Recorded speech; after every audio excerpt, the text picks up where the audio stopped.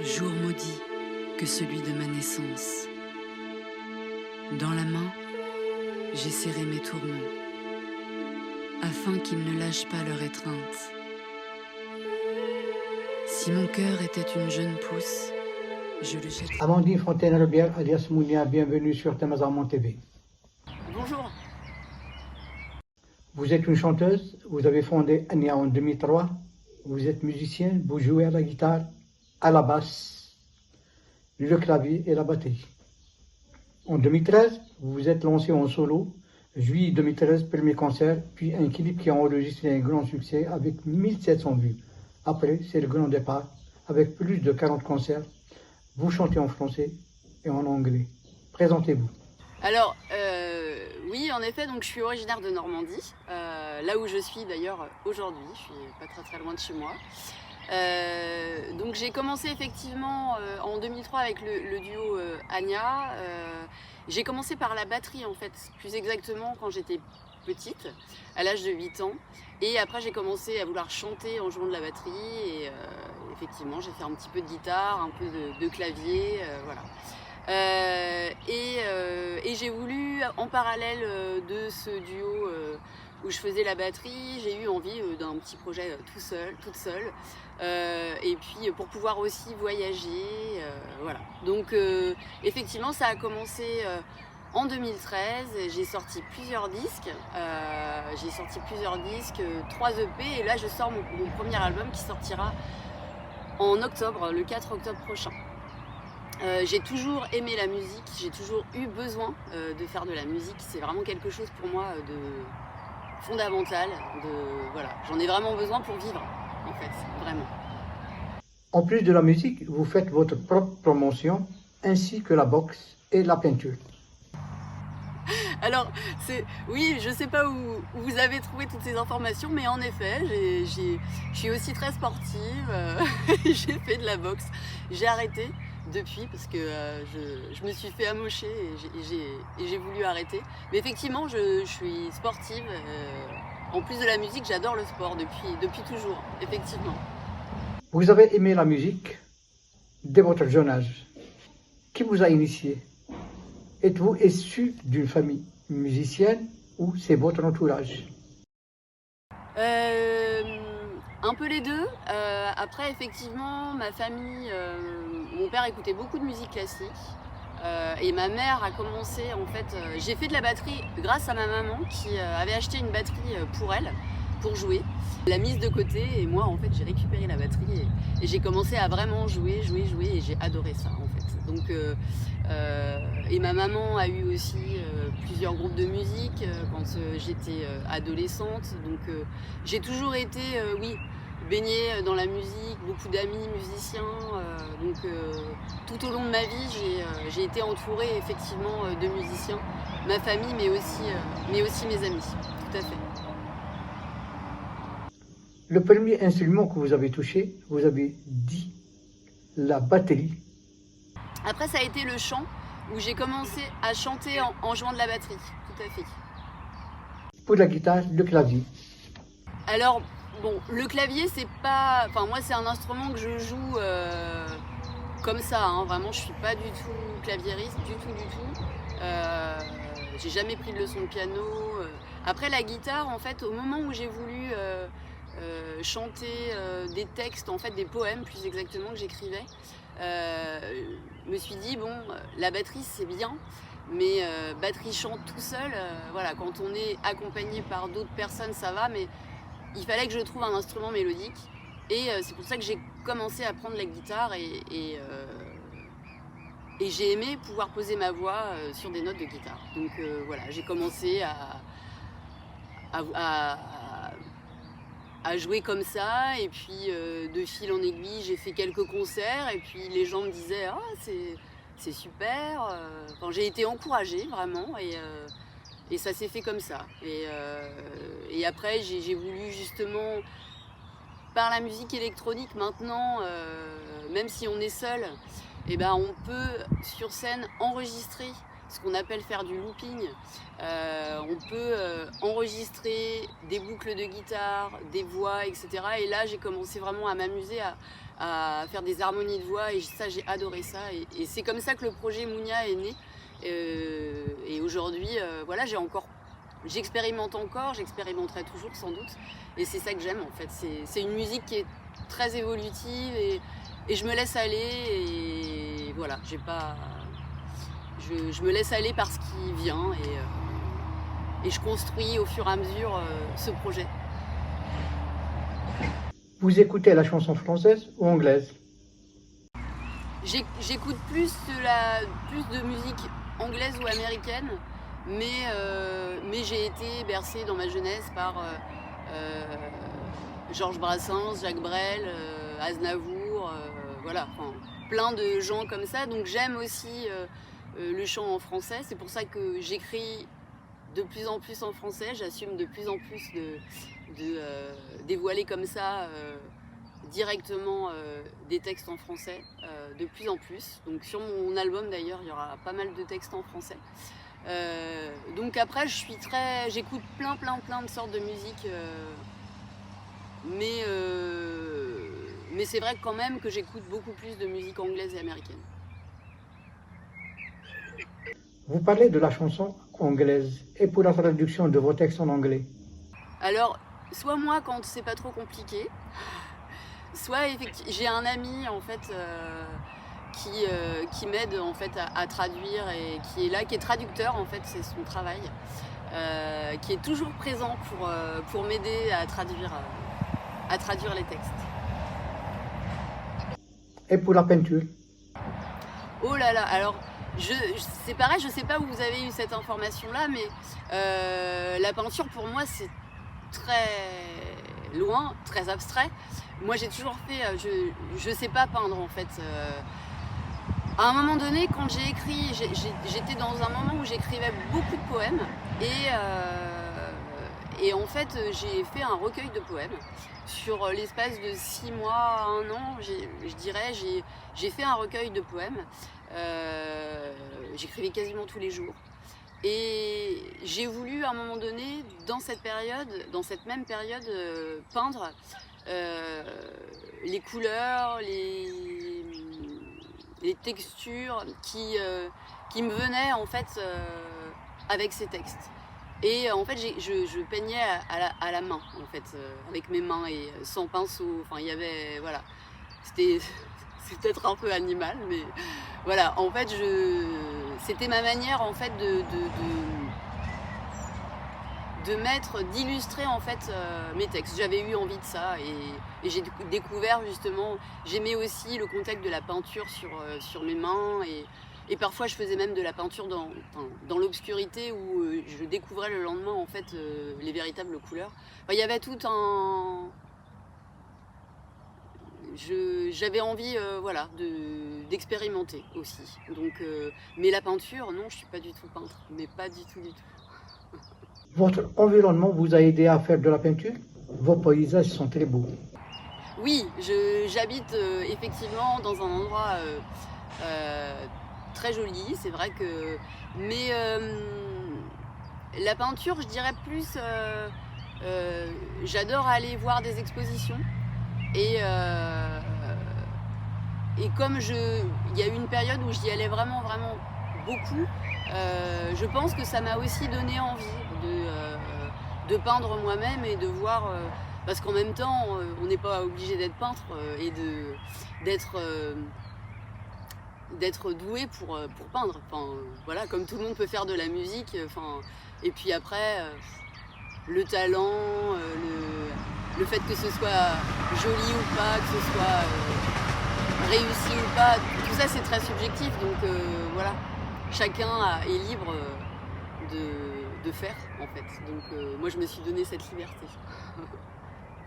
La musique vous a permis de parcourir la France et l'Europe. Pour la France, on cite Lyon, Paris, Montpellier, autre chose. Tout à fait. Alors avec ce projet Mounia justement, j'ai eu aussi envie d'aller voir ce qui se passait ailleurs. Et un jour, vu que c'est moi qui cherche mes propres concerts, j'ai commencé à envoyer mes chansons en Angleterre.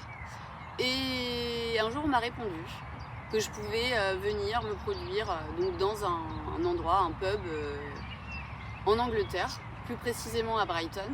Et j'y suis allée toute seule, avec ma voiture, avec tout mon matériel dedans.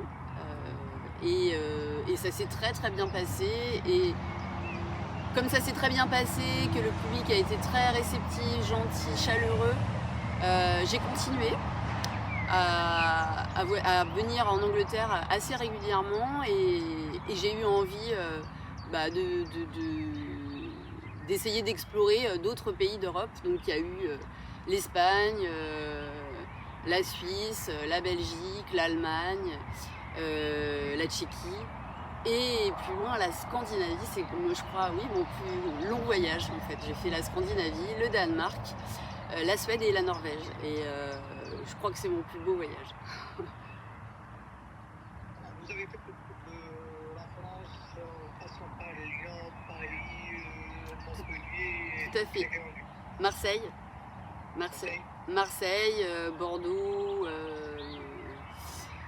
Nancy. Enfin, dans le Nord aussi, Lille. Enfin, il y a eu pas mal aussi de villes de France, oui, bien sûr. Votre public est composé de tous les âges, des jeunes, des moins jeunes. Voilà, je pense que je fais pas une musique qui est commerciale, je le sais, et tant mieux, peut-être. Voilà, j'assume complètement. J'invite les gens à venir me découvrir sur scène, en tout cas. Amandine, en plus de la musique, vous êtes une femme engagée. J'essaie, oui, je pense que je suis une citoyenne avant tout. Oui, j'essaie tous les jours dans mon quotidien d'être citoyenne. Après, par la musique, effectivement, aussi, j'ai fait notamment dernièrement un morceau pour les enfants de Gaza, en soutien à ces enfants qui meurent chaque jour. J'ai eu un appel par une association et j'ai tout de suite dit oui pour faire un titre et j'ai été très heureuse de pouvoir le faire, même si voilà, ça n'apporte que du soutien et malheureusement pas un cessez-le-feu là-bas. Après, oui, je pense que j'essaie, même de par mon deuxième travail, puisque je suis musicienne, mais pas seulement. Je suis aussi conseillère dans une mission locale qui est une association d'insertion pour les jeunes 16-25 ans, ici en Normandie. Et j'aide ces jeunes à s'insérer dans le monde du travail, trouver un projet professionnel, les aider même s'ils ont des besoins au niveau de leur santé, du logement, etc. Enfin voilà, c'est vraiment... Donc chaque jour, j'essaie d'aider au mieux ces jeunes gens. Donc voilà, c'est aussi une manière de construire à mon échelle un petit peu le monde et d'aider à ce que les gens vivent mieux. Amandine, vous avez fait le tour d'Europe, le tour de la France et vous avez visité la Kabylie. Oui, j'ai visité la Kabylie en 2022 pour mon plus grand plaisir. Et en effet, donc pour vous raconter un petit peu comment ça s'est passé, j'ai été invitée à un mariage là-bas. Je suis arrivée dans une famille où j'ai été accueillie comme si je faisais partie des leurs et ça m'a fait vraiment chaud au cœur. À la suite de cette semaine de cérémonie, donc j'ai pu voir un petit peu les beaux paysages kabyles et j'ai pu aussi voir un mariage traditionnel, donc c'était vraiment très beau, très enrichissant. À la suite de ce premier voyage, j'ai eu envie de revenir pour aller voir un petit peu plus loin, un petit peu voir, essayer de visiter des villages. Ça m'a donné vraiment envie d'en connaître davantage et je suis revenue l'année d'après et ça a été vraiment pour moi très très belle découverte et j'y suis du coup allée 4 fois. En août 2022, en mai 2023, en septembre 2023 et en novembre 2023. Voilà, je me rappelle même des mois. Donc oui, pour moi, ça a été vraiment à chaque fois de nouvelles découvertes, de nouvelles rencontres. Et il y a eu à un moment donné la musique qui s'est ajoutée et forcément en Kabylie il y a des musiciens, on ne peut pas passer à côté, dont Matou Lounès. Avant d'arriver à Matou Lounès, il y a Cherif Hamani. Oui, il y a eu Cherif Hamani.